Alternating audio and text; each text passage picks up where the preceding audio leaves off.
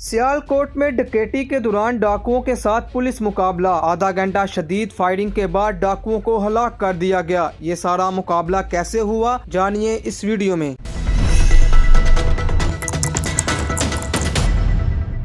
शहबाज साहब, इस वाक़े के बारे में बताइएगा कि ये क्या वाक़या है और आपको कब कॉल मसूल है? जी, ये कल तकरीबन जो है ना कॉल मसूल हुई है, एक वारदात हुई है। वारदात के बाद हम मौके पे पहुंचे हैं। मोटरसाइकिल स्नैच की कॉल थी।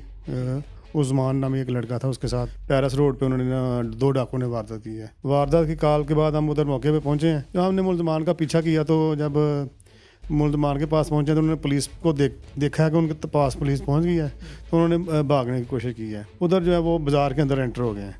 आगे चूँकि बाज़ार में रश होता है तो वो उन्होंने एक गली के अंदर दाखिल होकर भागने की कोशिश की कि हम किसी तरह पुलिस से बच के भाग जाएं, और साथ वो उन्होंने पुलिस के ऊपर जो है वो फायरिंग भी शुरू कर दी। एक हमारा जवान है, कांस्टेबल है नासर, उसको हाथ पे जो है वो फायर लग गया। जो तो ये एक लड़का जख्मी था, 3 जो है वो भागे थे। हमने इसको जो शिफ्ट करने की कोशिश किया, लेकिन इसकी चूँकि डेथ हो गई, फिर हमने इसको सिविल हॉस्पिटल भिजवा दिया। तो थोड़ी देर बाद जो है हम पे फिर दोबारा फायरिंग शुरू हो गई। तो उसके जो दूसरे साथी थे वो भी फायरिंग करते रहे।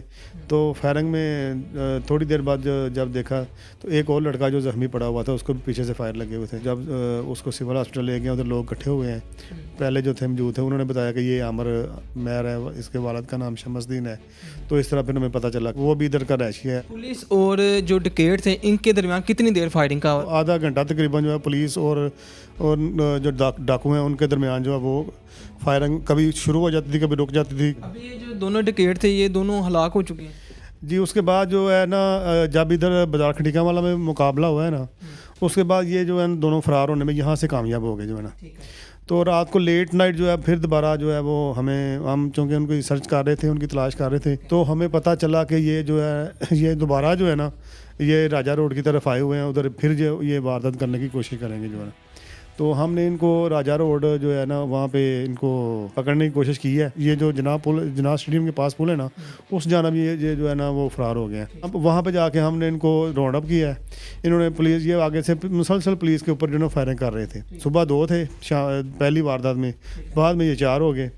तो इन्होंने जो पुलिस के ऊपर जो फायरिंग रुकी है। थोड़ी देर बाद जाके देखा है तो एक जो लड़का है ना, उसको फायर लगे हुए थे। वो जो फायर लगा था कि वो आप पुलिस वाले की जानिब से लगा था या उनके अपने जानिब? नहीं, उनके अपने साथियों की फायरिंग से लगा था। तो ये एक लड़का उधर गिरा पड़ा था, साथ उसके जो मोटरसाइकिल थी जो छीनी गई थी वो ठीका वाले बाजार में। जो दूसरी जो इनकी अपनी मोटरसाइकिल थी जो इन्होंने इस्तेमाल की थी, एक मोटरसाइकिल भी उधर से हमें वो मिली है। दूसरा एक इसका पिस्टल है, वो भी पास पड़ा हुआ था। तो हमने इसको जो जख्मी को चेक किया, तो फिर हमने 1122 को कॉल की है ताकि इस जख्मी को जो है ना वो सिविल हॉस्पिटल मुंतकिल किया जाए। 1122 के पहुंचने से पहले जो है ना उसकी जो है उधर डेथ हो गई थी। ये बाद में पता चला है कि जब लोग उधर इकट्ठे हुए हैं तो शहरियों ने शनाख्त किया है। तो एक शुएब नाम का लड़का था, वो उसका कोई क्रिमिनल रिकॉर्ड है काफ़ी सारा, 392, 95, 94 के जो मुकदमात हैं उसके ऑलरेडी उसके पहले हुए थे। तो इनके खिलाफ क्या सियालकोट के किसी थानों में मुकदमे दर्ज थे? जी, पहले काफ़ी इसके खिलाफ जो पहले मुकदमे दर्ज थे।